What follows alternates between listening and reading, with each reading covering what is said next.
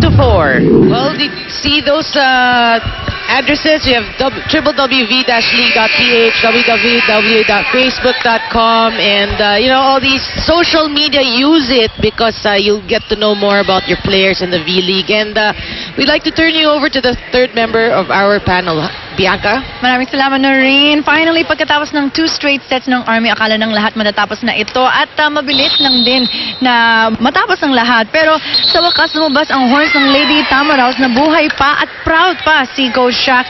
Tumayo pa siya sa huddle sa excitement dahil kung ganyan maglaro ang FEU. Kahit last game nila, bakit hindi na lang nila talunin ang Army, bigyan ng isa pang talo ang isa sa pinakamalakas na team sa Shakey's V-League. Ito ang Tamaraws na hinahanap ni Coach Shaq. Sa kabila naman, akala naman ng Army na kaya nang matapos ng third set kahit dikit pa ang score.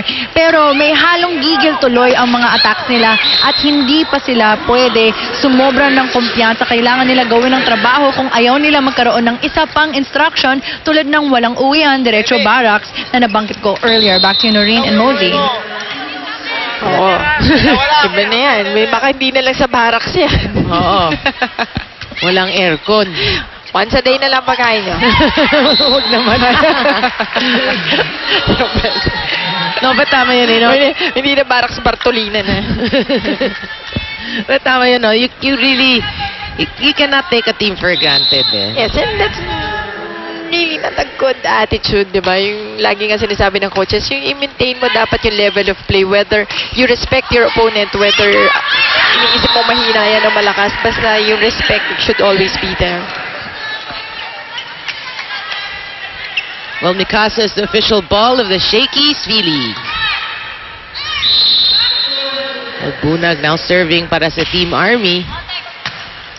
Agno with a good reception. Off speed. Salak. Bonking it. Again, it's the maturity na you parang go up and down, on and off.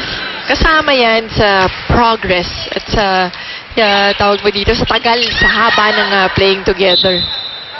That's right. And alam naman ni Coach Shaq yan, kaya lang syempre, coach eh. Diba? Kailangan sabihin niya. Nakikinig naman minsan yung girls. Not always. Oh. Parang tayo. Parang tayo lang. Oh, good service para kay Pons. Well, it started with a not so good first ball coming from the Philippine Army. Ang ganda sana, no? We always award a best player from the winning team. Pero sometimes where it's nice to award. You're not gonna say one best player, syempre sa winning team, pero parang you give consolation to the best player of the losing team, no? Half of pizza? One slice lang, talo eh. Okay. Ang generous ng half. Oo. 13 serving 7. Si Dak is now serving. Parang, Mozi, gutom lang yan. Better reception. Palma. Nice, but even better take coming from si Rachel Ann. Simborio, Dak is again. Oh. Buti naka-recover pa. Oh, Simborio. Oh, good cover by Gonzaga. Another chance. Bumping that second ball. Michelle. Pons was there. Oh, and overreaching violation ko na Tina Salak. At alam naman niya yung ginawa niya, eh. Sindakan lang to.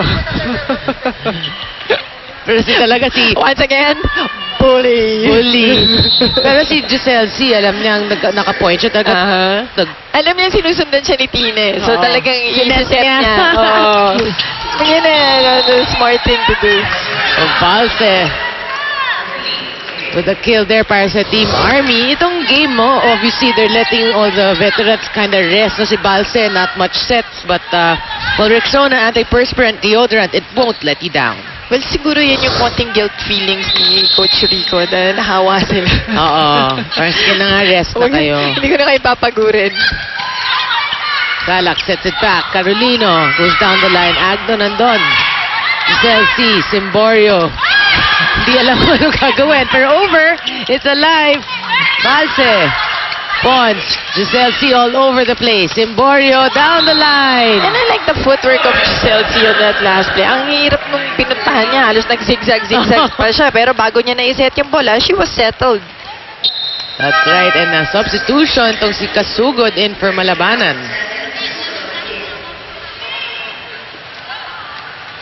I said nga, si Giselle C all over kasi talagang hinahabol niya. Yes.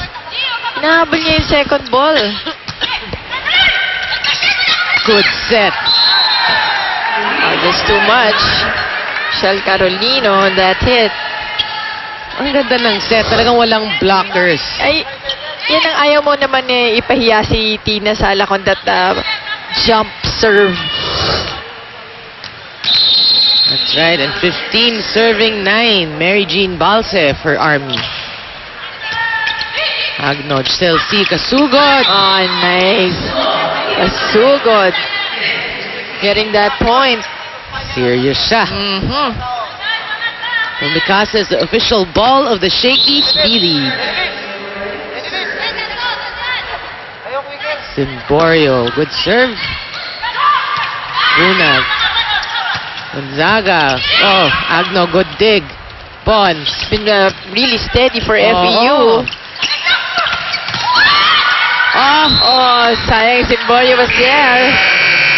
Well, Army able to get their bearings back. They lead here in the fourth set, 16-10.